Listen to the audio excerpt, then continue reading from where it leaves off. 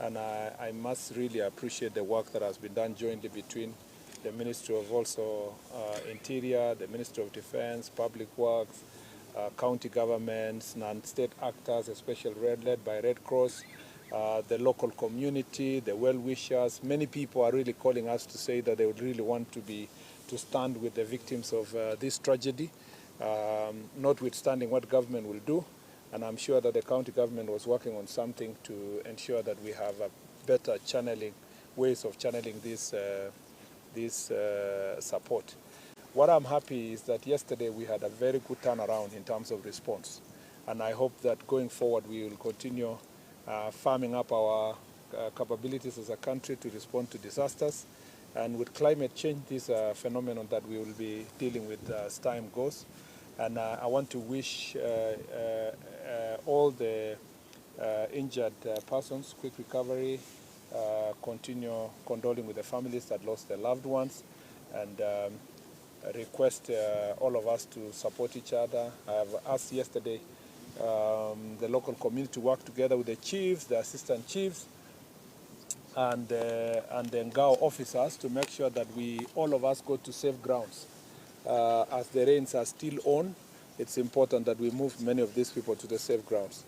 Along the entire Kerio Valley is actually under threat as it continues to rain, all the way from these sides of Baringo, Kerio side, Marakwet, West Pokot. There is always danger of landslides. And I think that our Ngao officers, our county commissioners, the regional commissioner is well briefed to make sure that we give out early warning and an alert to everybody to go to safe grounds. And if we work together like this, we'll be able to resolve this issue. Kwa hivyo ningetaka kuwatakia familia ambao wameumia, wamepoteza ndugu zao, tunawafariji, tunawatakia nguvu ya kutoka Mwenyezi Mungu, na wale wenye wameumia tunawaombea wapone haraka, na tunawashukuru madaktari kwa hospitali mbalimbali ambao wamejitokeza kusaidia wale wapone.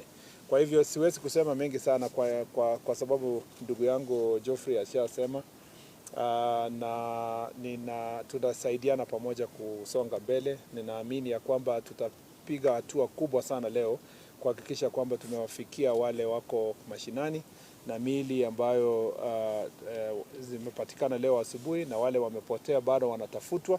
Tutafanya kila liwezekanavyo kusaidiana, na nawashukuru sana kila mmoja kwa kujitokeza. Asanteni sana.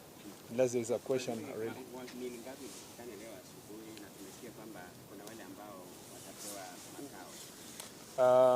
In terms of the bodies, yesterday, I remember I announced yesterday that there are 21 bodies that were found. 21 included the 2 that were found today on the ground. When I went to Embobud yesterday, so I'm a local, so I have an advantage of continued conversation with the people there. So when I went to Embobud yesterday, we could not retrieve one body because of the access between where we were and what we call Mbolod River. The Mbolod River is the one actually that caused more damage down there. So I am sure that barring, there's a conversation with the families to see how best that can be handled. There's a request also at home there by some of the family members to say, if we found our loved ones in the situation they would have wished to bury them. But there's a government protocol for handling, in such disasters, for handling persons who have lost their loved ones. We will be engaging them to make sure that is dealt with. Today, I think the search should be able to lead us to a number of persons who are missing. And in law, you cannot say they are dead until they are established that has happened. So the missing persons should continue being sought. It is very sad, by the way, that some families lost 5, 6, immediate family members. So it's not a very easy thing. I am sure that the team has also updated you that a priority now is psychosocial support, including counseling services that are going to be dealt with. So since we did yesterday an update, this evening I think we should do another formal update in terms of the search and confirm. But as you know, last night 16 bodies who came this way. 2 were in Kapsawar, and then the other 2, one was still on the ground, and these are the 2 that have now been finally confirmed. So we were still working with the 21 for now until we do another update later. Maybe. Is it possible to move these people from this area? It's not easy. Let me speak to you now as a resident. You see, the biggest problem with this issue is deforestation, the problem of landlessness. Remember that when we moved people from Embobut, again I was in the task force that we worked on that issue, we moved them below the road.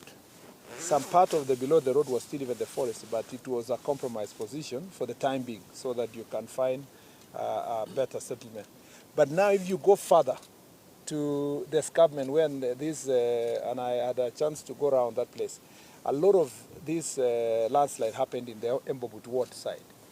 If you go further now where people own their own personal land, you will find that the kind of farming methods are precipitating this issue. Remember this ancestral land. If you have to move everybody in Embobut, you close the whole ward.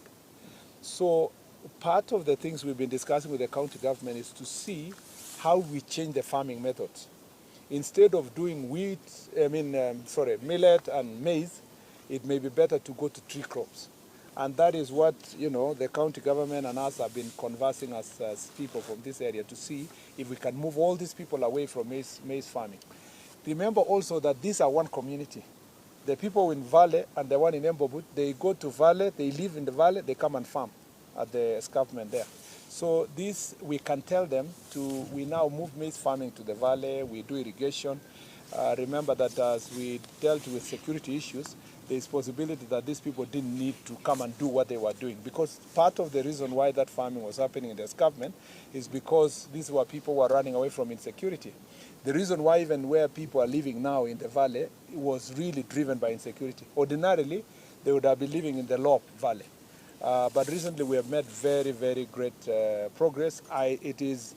For me, it is going to be possible to ensure that the farming methods up there, we can change to trees, tree crops, and all that kind of things to make sure that we protect the environment. And we'll work together with the relevant ministries to deal with this. There are a number of long-term issues that are necessary. And with climate change, you have also to do climate resilient infrastructure, which is the challenge in these escarpments. Beautiful tourism, many other things, but the danger with rain is that if we don't plant more trees, we are going to have this challenge. And you saw what PS Kipto was trying to do in this other part, and this is something we need to take all over the place to restore the forest. Okay, asanteni sana, tuachie hapa tafadhali kwa sababu ya muda. Asanteni sana. Thank you very much.